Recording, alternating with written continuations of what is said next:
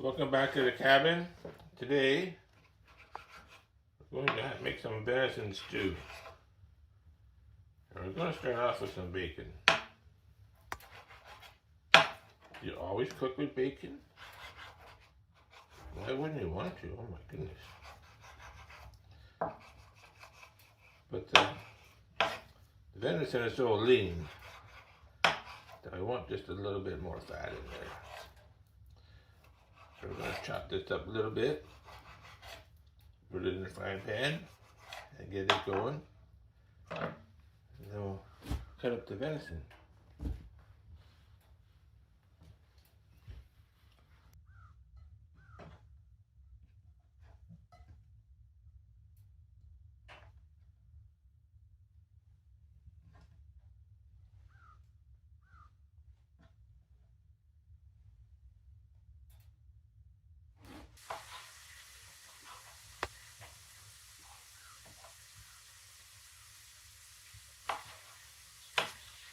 Here's the bacon sizzling. Means I better work quicker.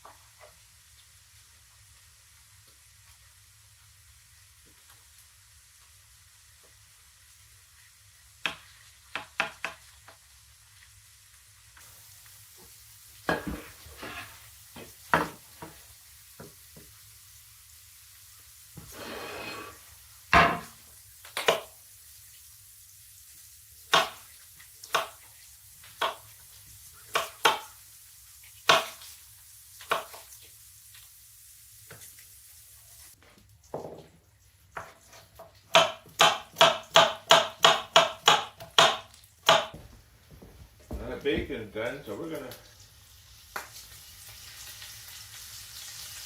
the venison in here. You can tell that pan is hot. Woo!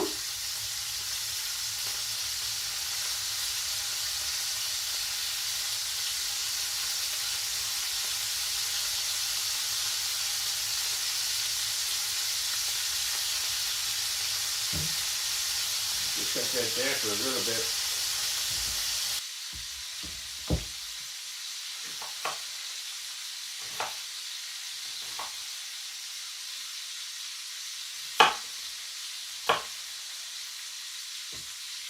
But the venison is cooking well, and of course the bacon's already done. We did add just a touch more olive oil into that. So, but now what we're going to do is we're going to add a little bit of beef broth to that. And then once that gets going good, well, then we'll put the vegetables in.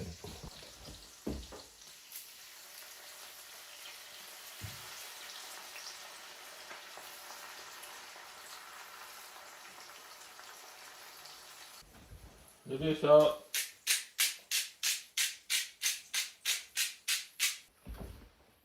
A little bit of pepper. Okay, I like pepper, maybe a lot of pepper. It's been simmering for a little bit. We'll get them vegetables in there.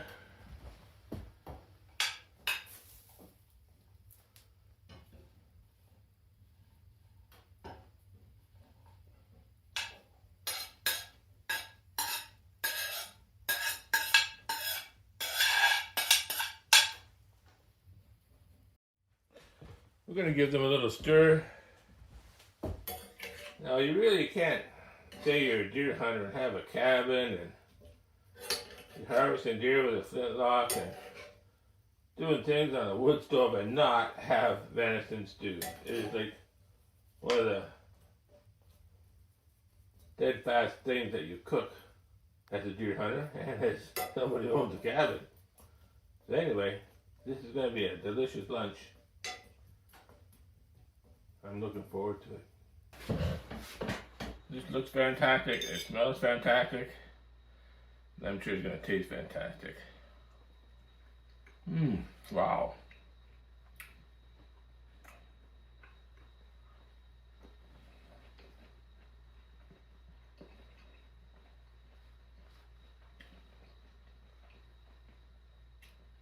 This might be my best wood stove cabin lunch yet, and we've had some good ones. Of course, it's wild game. We have the honey jar. If you're new here, honey jar, we discovered a few of these when we were exploring the property. And it had kind of a honeycomb motif around the bottom. So we think they were honey jars.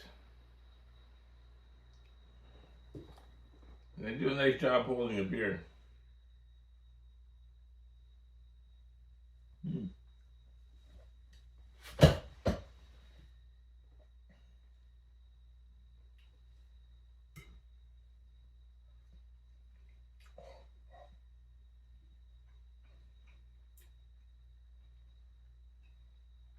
This is amazing.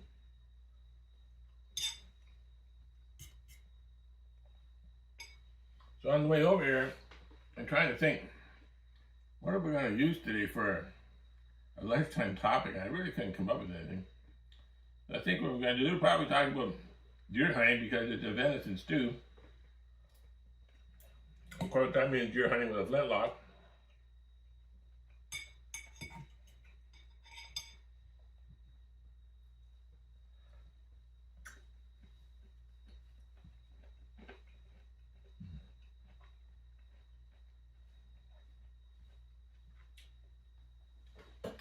Now, partway through this, I realized that I didn't put any garlic powder on this, so I sprinkled a little bit of garlic powder on.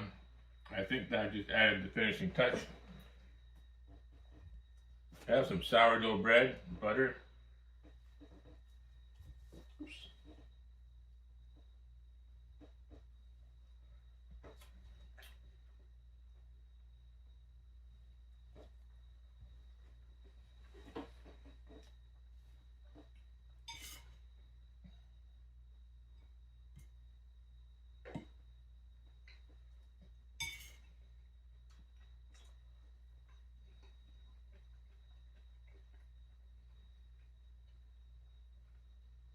I think we're going to switch instruments here.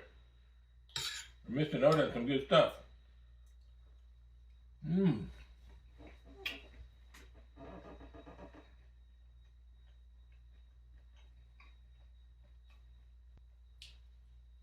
Now, the vegetables are just a little bit crunchy. Just a little bit. I find that when they're cooked this way, well, obviously they'll have the most nutrition, but they also have the best flavor.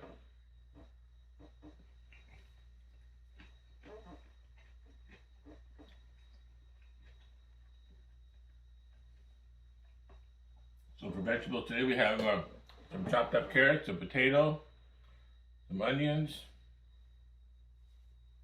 and some corn.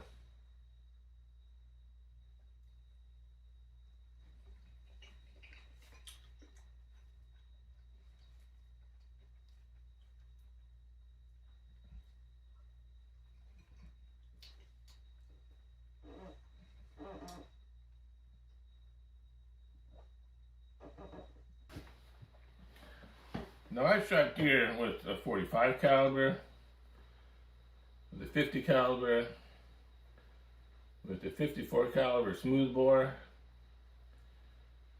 and of the bunch, if I was going to start over and just have one deer rifle, it would be the 54.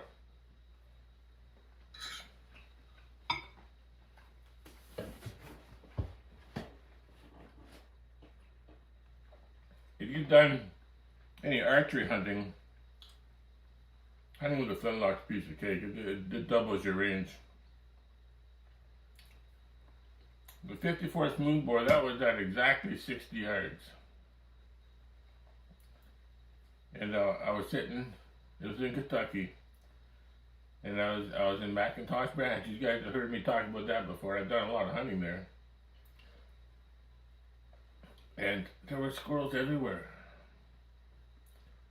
And I was on the side of one hill, and I could hear this squirrel coming through the leaves. And I was doing my best to ignore it so I could watch my deer trail. And when I got to the point where I couldn't ignore it anymore, I looked over and I thought, holy cow, there's a nice buck. He's traveling on the opposite ridge. and I made a little noise just to make him stop.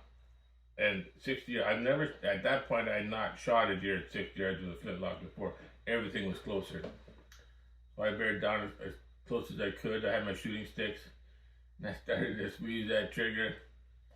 And when the gun roared, and with the smoke, and he took off, he made about 3 jumps, and he was doing pretty good, but then things got worse for him. He started to stumble, went end over end, rolled down the hill, landed in the bottom. The ball had gone through both sides, through the opposite shoulder, and lodged up under the skin on the opposite side. I'll show a picture of that deer. It was a nice deer. That was with a really unique gun. It was also built by John Bergman, and it had a brass lock plate on it. And it was just something a little bit different. That's something I do with every one of my guns. Has something a little bit different than everybody else's.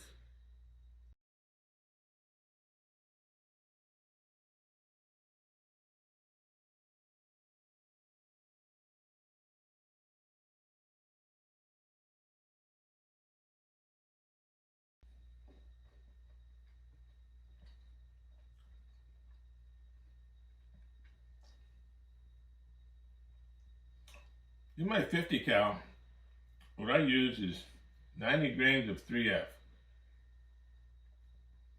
A lot of guys use 60, 65, 70, 75 grains.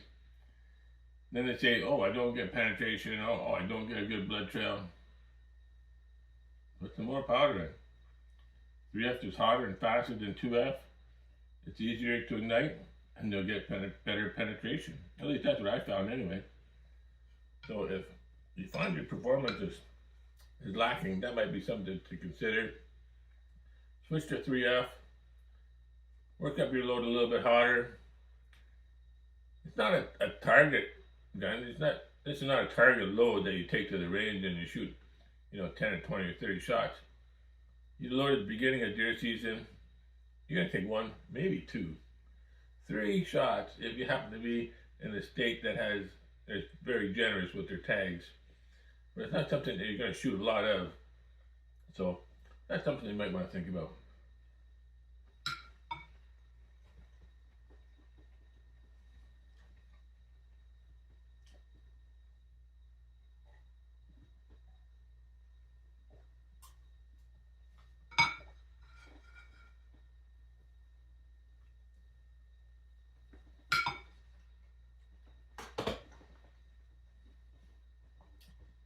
Well, because we're having venison stew, and we're talking a little bit about deer hunting, I'm going to go through my trail camera stuff. I've got some other deer video footage that we can share with you if I'll find something that's really interesting.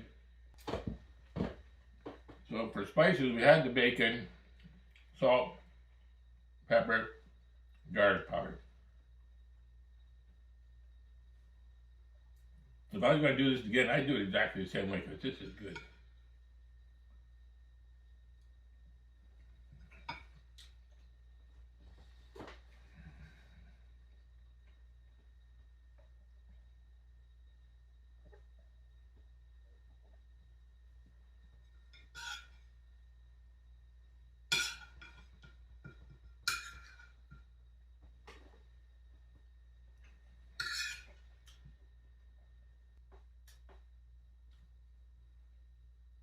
I'm starting to get pretty full. So we're just going to tidy this up. And this is wild game. So with wild game, there's dessert. So we're going to be back with some dessert. And maybe a closing comment or two, and we're going to wrap this up.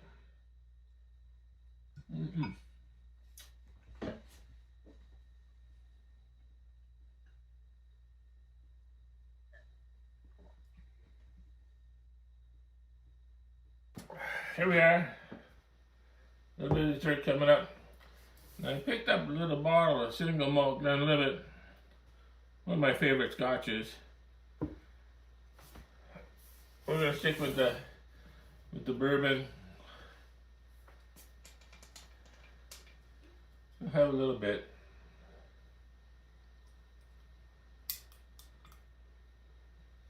There we go.